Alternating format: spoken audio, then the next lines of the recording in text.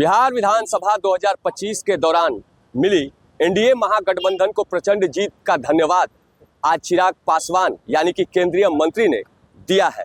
साफ तौर से पटना लोजपा रामविलास कार्यालय में संवाददाता सम्मेलन कर चिराग पासवान ने तेजस्वी यादव पर सीधा हमला करते हुए कहा है कि लालू प्रसाद यादव के सेकेंड जनरेशन में राजनीति करने की क्षमता खत्म हो गई है।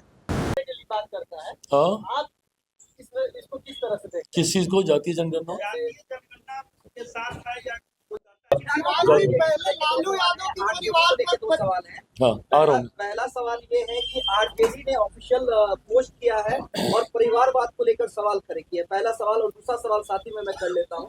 दो संजय को बड़ी जिम्मेदारी आपने दी है, आपने दो संजय पे विश्वास किया है, उधर वाले संजय पे एक बड़ा सवाल खड़ा हो। अरे प्रभु, कहाँ से कहाँ तारों को जोड़ा जाता।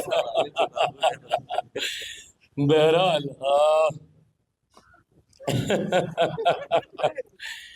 परिवारवाद का जहाँ तक सवाल खड़े करने का काम राष्ट्रीय जनता दल के द्वारा किया जा रहा है, मुझे लगता है कि अंतोगत्वा काबिलियत, और मैंने हमेशा इस बात को कहा और माना है कि आप किसी परिवार से आते हैं नहीं आते हैं, यह आपका सौभाग्य हो सकता है।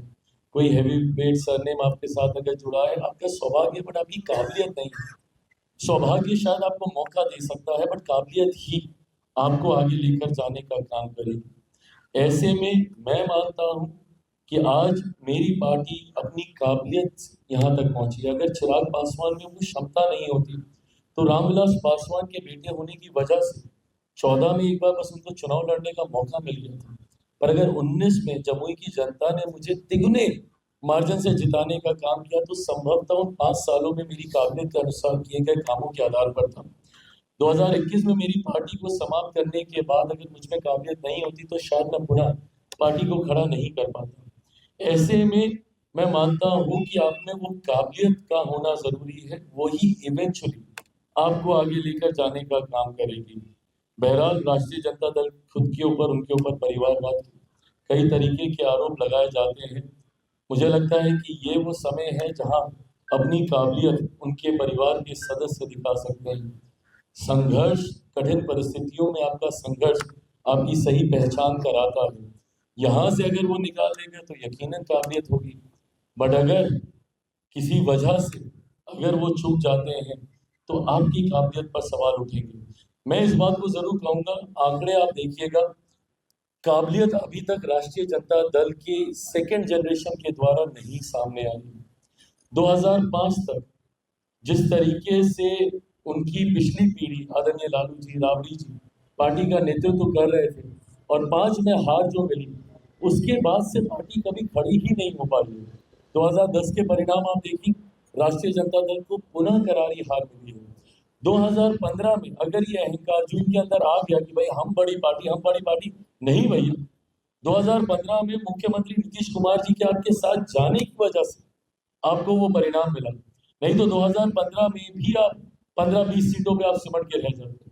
2020 में पुनः डिवाइडेड एनडीए की वजह से आपको लाभ मिला। कल हम लोग आदरणीय ललन जी सब लोग मंच पे थे, कल हम लोग यही सब जिक्र कर रहे थे कि भाई यही परिणाम आपका 20 में भी आता अगर हम सब एक साथ रहते।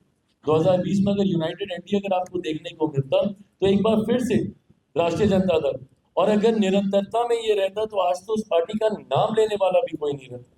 तो परिस्थिति की वजह से 15 और 20 में ये लोग आए और इस बात का अहंकार इन लोग को इतना ज्यादा हो गया, जिस एग्रेसिव तरीके से ये लोग सामने आते थे, बिहार की जनता 2005 से इनको नकार चुकी है।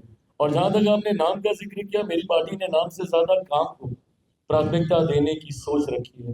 तो ऐसे में दो ऐसे नेता हमारे यहाँ पर मंत्री पद पर विराजमान हैं, जिनका एक का मैंने जिक्र किया कि भाई हमारे जिला अध्यक्ष रहे हैं।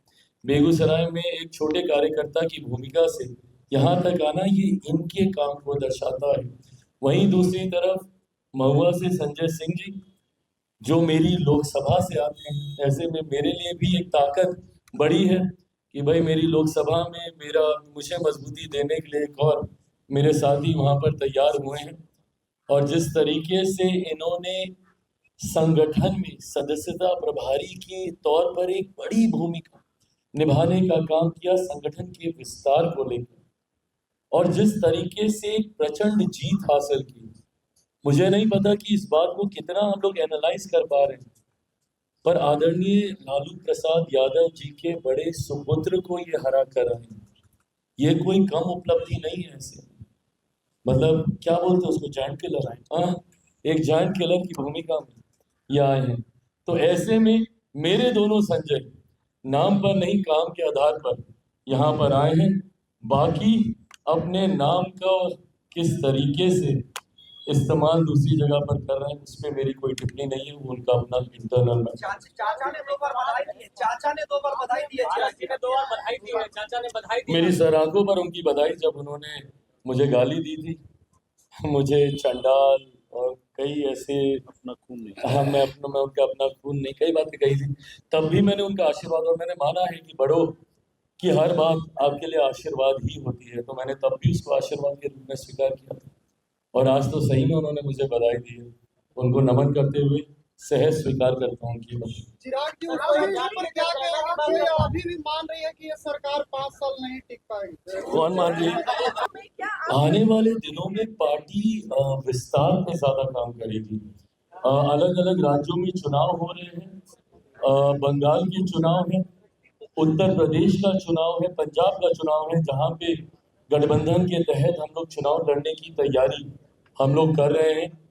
और 30 तो अभी दूर की बात है, उससे पहले 29 एक और पड़ाव आएगा, जहां चौथी बार मेरे प्रधानमंत्री आदरणीय नरेंद्र मोदी जी को देश का प्रधानमंत्री बनाने के लक्ष्य के साथ मैं और मेरी पार्टी जिम्मेदारी निभाने का काम करेगी। 30 आते आते यकीनन पार्टी एक बड़े स्वरूप में अपने आप को तैयार कर चुकी होगी। उस वक्त की भूमिका हम लोग तब सोचने का काम करेंगे। पर मैं ये मानता हूँ कि जो एनडीए गठबंधन है, ये अपने में इतना स्ट्रॉन्ग और विनिंग कॉम्बिनेशन है, जिसके सामने मैं नहीं मानता कि अब कोई और। वहीं संवाददाता सम्मेलन के दौरान पशुपतिनाथ पारस यानी कि चिराग पासवान के चाचा के द्वारा दिए गए धन्यवाद मामले पर बोलते हुए चिराग पासवान ने साफ कहा है कि जब चाचा ने हमें गाली दी थी उस दौरान भी हम चाचा के गाली को आशीर्वाद समझकर ले रहे थे, और आज तो हमारे चाचा ने हमें आशीर्वाद दिया है जिसे हम सहर्ष स्वीकार करते हैं। नीरज त्रिपाठी, न्यूज़ 24, पटना।